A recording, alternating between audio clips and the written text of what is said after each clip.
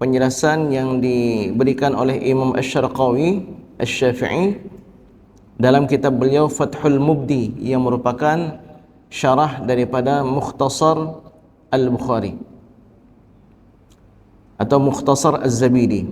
An Abdullah bin Amr ibn al-As radhiyallahu anhuma, dari Abdullah bin Amr bin al-As radhiyallahu anhuma, bahwa Nabi SAW bersabda, ahabbus salati ila Allah ta'ala salatu Dawud.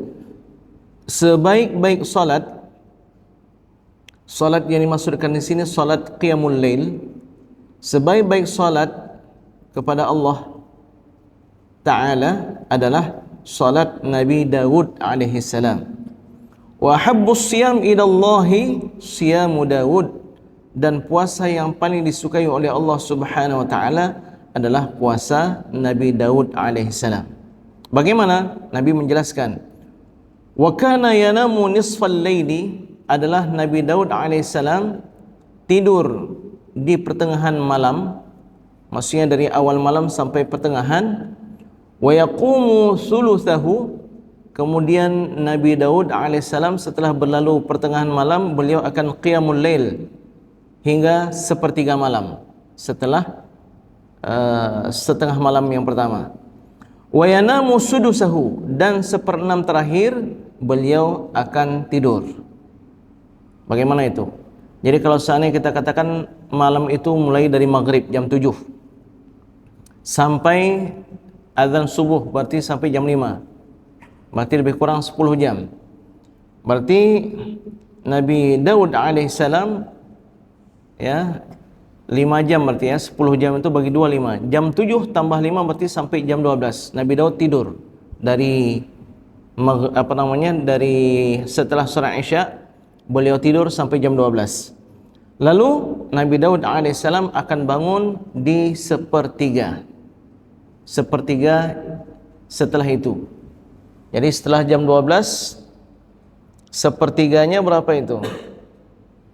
Ya, sepertiganya kita katakanlah kalau sepertiga malam itu 10 jam, berarti 3 jam lebih sedikit, ya, 3 jam 20 menit. Berarti dari jam 12 sampai jam setengah 4 Nabi Daud alaihissalam qiyamul lail.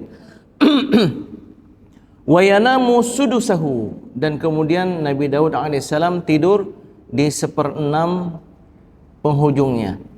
Berarti 1/6 dari 10 berapa? Ya, lebih kurang 1,5 jam lah. Berarti dari jam setengah 4 sampai jam 5 Nabi Daud alaihissalam tidur. Wa yasumu yawman wa yuftiru yawman, dan adalah Nabi Daud alaihissalam berpuasa sehari kemudian berbuka sehari. Baik, sedang hadirin sekalian yang dimuliakan oleh Allah Subhanahu wa taala. Kenapa Nabi Daud alaihissalam melakukan demikian, dan yang dilakukan oleh Nabi Daud alaihissalam itu adalah yang terbaik? Di sini Imam Asy-Syarqawi menjelaskan, jadi afdalnya itu kita tidak